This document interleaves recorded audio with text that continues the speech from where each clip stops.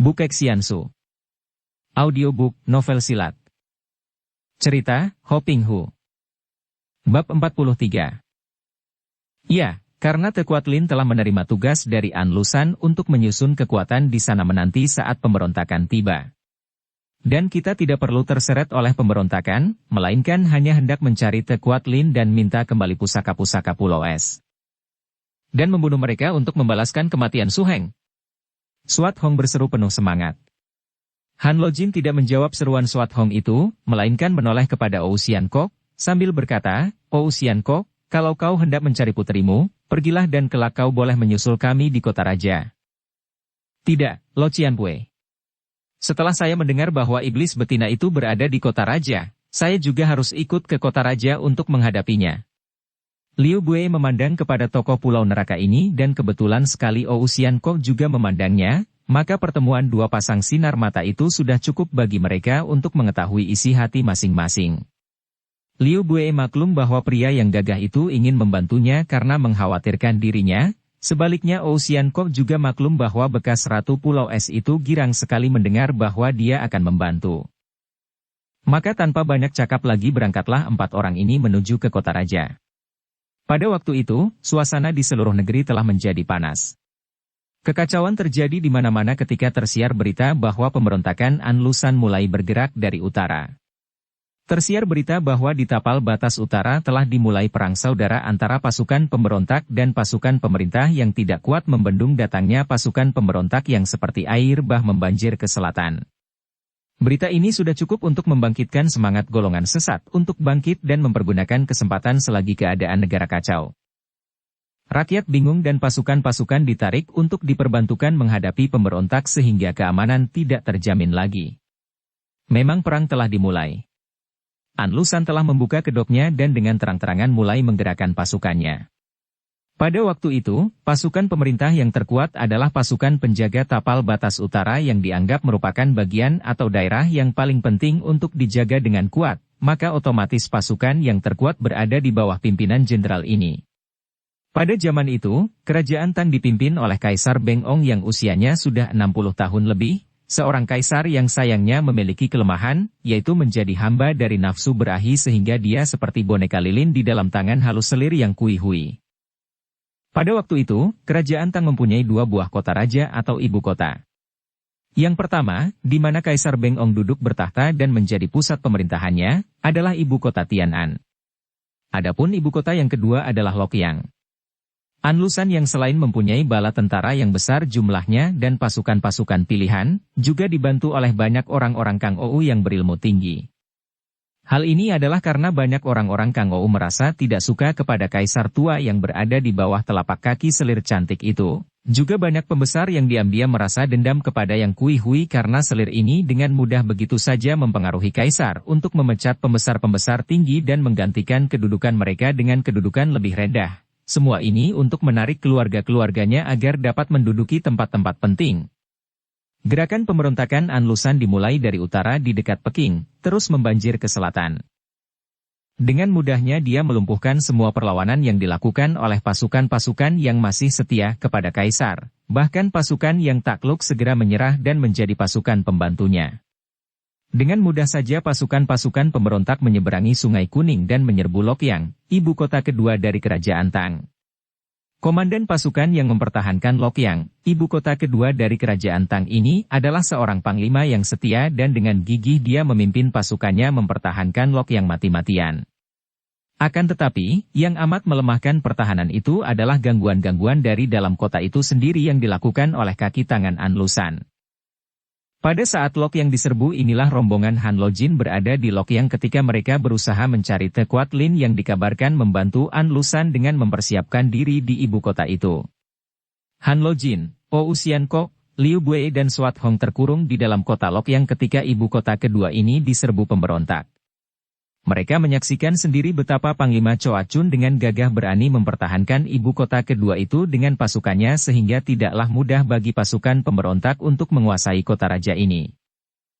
Han Lojin dan rombongan yang memang bermaksud untuk mencari Te Kuat Lin, ikut hilir mudik bersama para penghuni yang ketakutan, memasang mata dan ketika terjadi pembakaran di pusat pasar dan serangan-serangan gelap yang ditujukan kepada komandan-komandan pasukan oleh serombongan orang yang gerakannya amat lihai, Han Lojin dan rombongannya cepat mendatangi tempat kekacauan ini.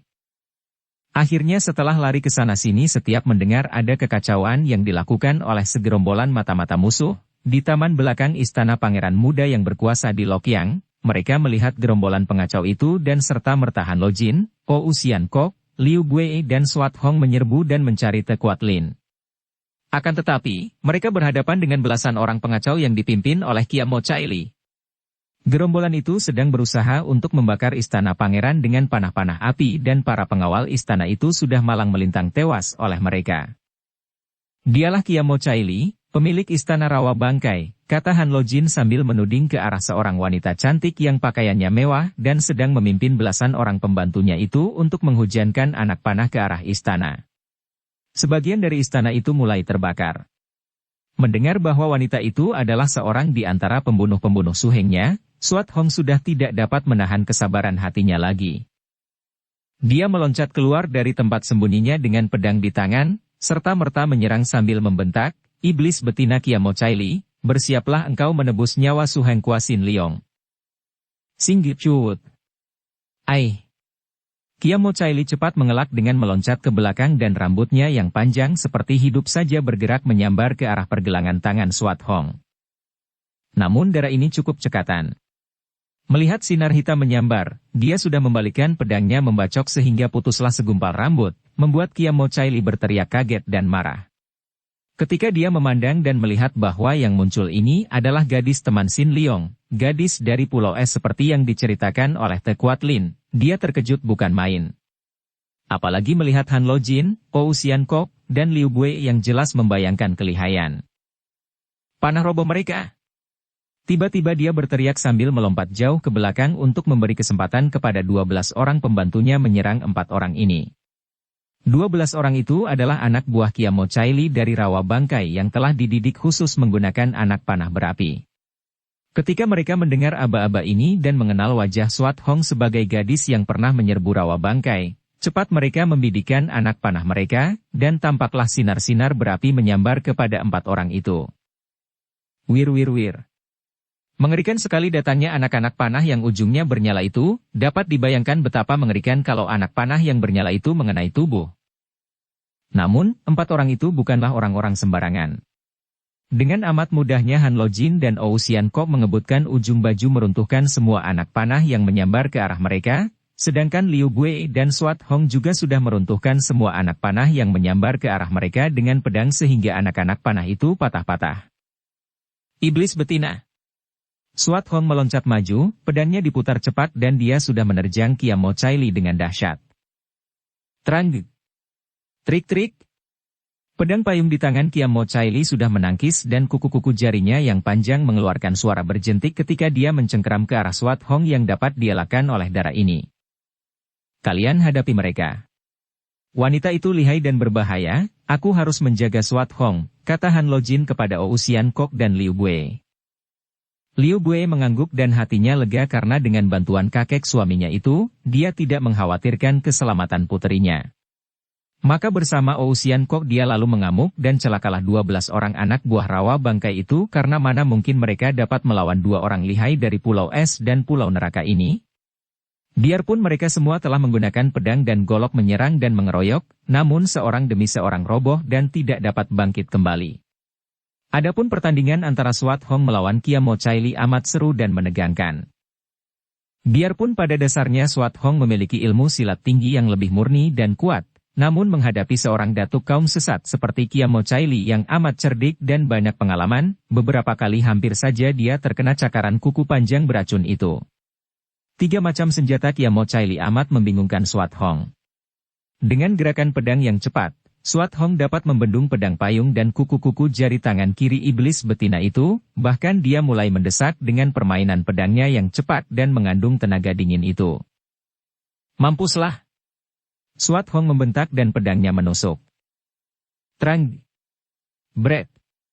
Pedangnya bertemu dengan pedang payung dan berhasil menembus dan merobek kain payung. Akan tetapi pedangnya itu tercepit di antara batang-batang payung sehingga kedua pedang bertemu dan saling melekat. Hai hai hik, kaulah yang mampus. Kiamo Chai Li berseru, tangan kirinya bergerak mencengkeram ke arah dada Swat Hong. Kalau sampai kena dicengkeram kuku-kuku beracun itu, dada Swat Hong tentu akan berbahaya sekali. Plak! Swat Hong sudah siap dan tangan kirinya menangkap pergelangan tangan lawan dari bawah. Kini terjadilah adu tenaga karena kedua tangan mereka sudah tidak bebas lagi. Pada saat itu, rambut panjang Kiamo Chai Li bergerak menyambar ketika dia menggerakkan kepalanya sambil tertawa. Bagaikan ular hidup saja, gumpalan rambut itu menyambar dengan totokan maut. Swat Hong terkejut bukan main, namun hatinya menjadi lega kembali melihat berkelebatnya bayangan kakek buyutnya. Plak! Rambut itu disambar oleh tangan Han Lo Jin. Ai! Lepaskan! Kiamo Chai Li menjerit karena betapapun dia berusaha menarik rambutnya, tetap saja tidak dapat terlepas bahkan semakin erat. Swat Hong, lepaskan dia, mundurlah! Han Lo Jin berseru.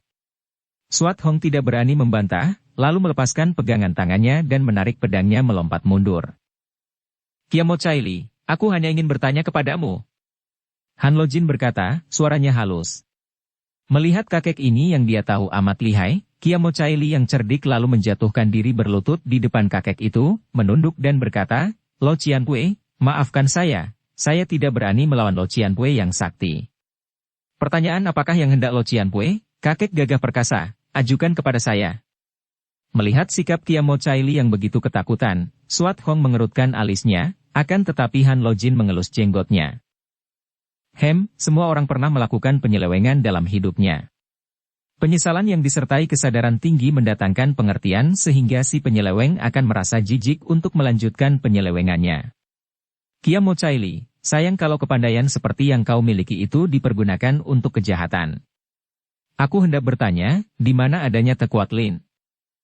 Te Kuat Lin? Oh, dia berada di neraka bersamamu. Tiba-tiba wanita itu dari bawah menyerang dengan payung dan kuku beracunnya. Cep! Bres! Keparat!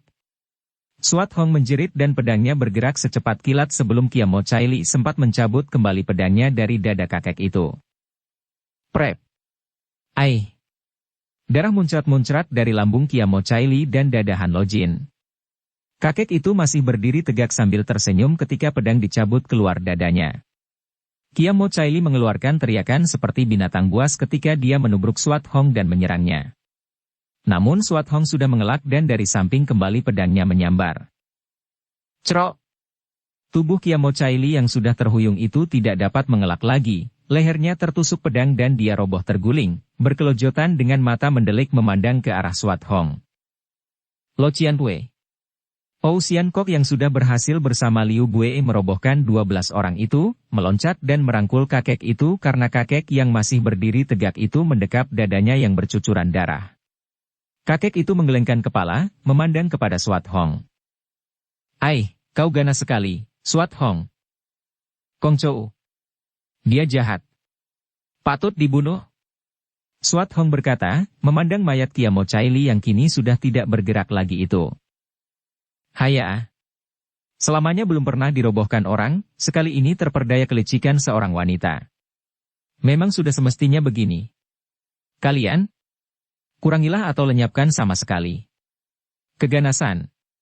Kekerasan, bunuh-membunuh ini. Karena siapa menggunakan kekerasan akan menjadi korban kekerasan pula. Nah, selamat berpisah anak-anak. Tubuh yang berdiri tegak itu masih berdiri akan tetapi kalau tidak dirangkul tentu akan roboh karena pada saat itu juga Han Lo Jin telah mengembuskan napas terakhir. Memang luar biasa sekali kakek ini. Pedang payung yang ditusukkan secara curang oleh Kiamo Chai Li menembus dada dan menembus pula jantungnya, namun dia masih mampu berdiri tegak dan berkata-kata. Liu Bue dan Swat Hong berlutut sambil menangis. Akan tetapi Xian Kok berkata, harap kalian bangkit berdiri dan mari kita lekas membawa pergi jenazah Lo Qianpui ini keluar kota. Liu Bue menyusut air matanya dan menggandeng tangan Swat Hong, menarik gadis itu bangkit berdiri. Oh tuaku benar, Hong Ji. Kita tidak mempunyai urusan apa-apa lagi di sini, keadaan makin kacau. Tugas kita berada di ibu kota pertama, Tiang'an. Diingatkan akan ini, bahwa Tekuat Lin berada di Tiang'an, Suat Hong memandang ibunya. Kami tadi telah memaksa seorang di antara mereka itu mengaku di mana adanya Tekuat Lin. Dia berada di Tiang'an, tugasnya sama dengan Kiamo Caili yaitu mengacau kota raja di waktu pemberontak menyerbu ke sana. Suat Hong mengangguk, sekali lagi melirik ke arah mayat Kiamo Caili. Rasa lega dan puas menyelinap di hatinya mengingat akan kematian suhengnya yang betapapun juga kini sudah agak terbalas dengan matinya wanita ini, kemudian dia mengikuti ibunya pergi dari tempat itu. Perang, perang, perang. Selama dunia berkembang, agaknya tiada pernah hentinya terjadi perang di antara manusia. Selama sejarah berkembang, terbukti bahwa di setiap zaman manusia melakukan perang, baik dari zaman batu sampai zaman modern. Agaknya betapapun majunya manusia dari segi lahiriah, sebaliknya dalam segi batiniah manusia bahkan makin mundur. Betapa tidak? Di zaman dahulu, yang dikatakan perang adalah mereka yang langsung menceburkan diri dalam perang campuh, dan mereka ini pula yang menjadi korban, yang membunuh atau dibunuh. Makin lama, perkembangan perang menjadi makin ganas dan makin kejam, makin tidak adil dan makin menjauhi apa yang kita sebut perikemanusiaan. Sekarang, di zaman modern, yang langsung memegang senjata banyak selamat karena dia menguasai teknik perang, pandai menjaga diri, pandai bersembunyi. Sebaliknya, rakyat yang tidak tahu apa-apa mati konyol. Perang, di sudut manapun terjadinya di dunia ini, dengan kata apapun diselimutinya, dengan kata-kata indah macam perjuangan, perang suci, perang membela negara, membela agama, membela kehormatan dan lain-lain, tetap saja perang yang berarti bunuh-bunuhan di antara manusia, membunuh hanya untuk melampiaskan dendam dan kebencian sehingga amatlah buasnya, jauh melampaui kebuasan binatang apapun juga yang hidup di dunia ini. Kita semua bertanggung jawab untuk ini. Perang yang terjadi antara bangsa, antara golongan, antara kelompok, meletus karena kita. Perang antara bangsa atau negara hanya menjadi akibat dari kepentingan si aku, bangsaku, agamaku, kebenaranku, kehormatanku, kemerdekaanku dan sebagainya yang bersumber kepada aku. Perang antara bangsa hanya bentuk besar dari perang antara tetangga dan perang antara tetangga adalah bentuk besar dari perang antara keluarga atau perorangan dan semua ini bersumber kepada perang di dalam batin kita sendiri. Batin kita setiap hari penuh dengan nafsu keinginan, iri hati, dendam, benci dan semua bentuk kekerasan dan kekejaman. Kalau semua itu menguasai batin kita semua, menguasai dunia, herankah kita kalau selalu terdapat permusuhan dan perang di dunia ini? Semenjak sejarah tercatat, setiap pihak yang melakukan perang tidak menganggapnya sebagai suatu hal yang buruk. Sebaliknya malah, bermacam dalih diajukan menjadi semacam kedok di depan wajah perang yang dilakukannya, kedok berupa untuk membela diri, perang untuk keadilan, dan perang untuk perdamaian. Betapa menggelikan. Perang untuk keadilan. Perang untuk perdamaian. Dengan cara membunuh-bunuhi sesama manusia. Kita selalu terjebak ke dalam perangkap penuh tipu muslihat ini yang berupa kata-kata indah. Pendapat bahwa tujuan menghalalkan cara merupakan penipuan diri sendiri dan berlawanan dengan kenyataan. Mungkinkah untuk mencapai tujuan baik menggunakan cara yang jahat? Yang penting adalah caranya, bukan tujuannya. Tujuan adalah masa depan yang belum ada, hanya merupakan akibat. Sebaliknya cara adalah masa kini, saat ini, nyata. Dengan dalih, menumbangkan kekuasaan lalim, itulah Anlusan memimpin ratusan ribu bala tentaranya menyerbu ke selatan.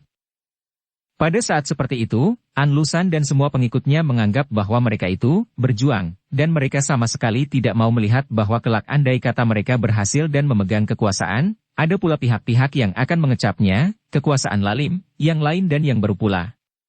Di lain pihak Kaisar Han Titiong atau Beng Ong yang sudah tua itu bersama para punggawanya yang setia tentu saja melakukan perlawanan yang gigih dengan dalih, menghancurkan dan membasmi pemberontak.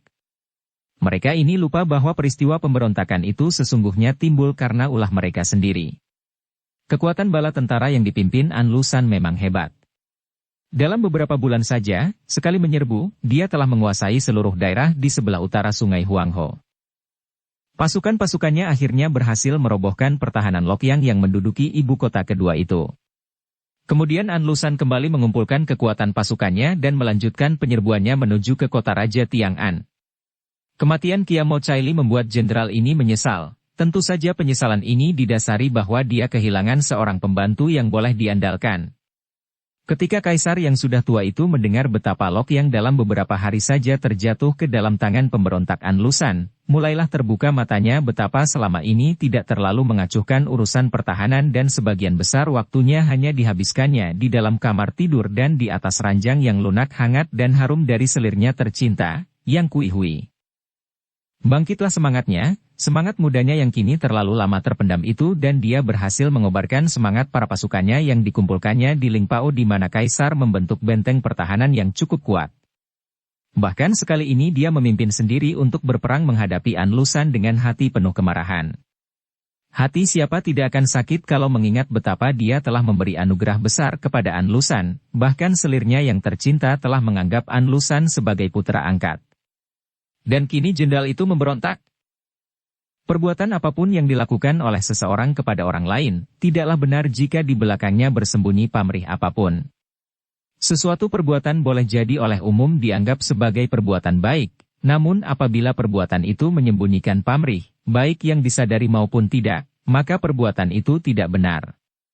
Perbuatan menolong orang lain oleh umum dianggap baik, namun jika hal itu dilakukan dengan pamrih apapun, itu bukanlah menolong namanya, melainkan hanya memberi pinjam untuk kelak ditagih kembali dalam bentuk pembalasan budi. Selama yang berbuat itu merasa bahwa dia berbuat baik, merasa bahwa dia menolong, di dalam perasaan ini sudah terkandung pamrih. Jelas tidak benar.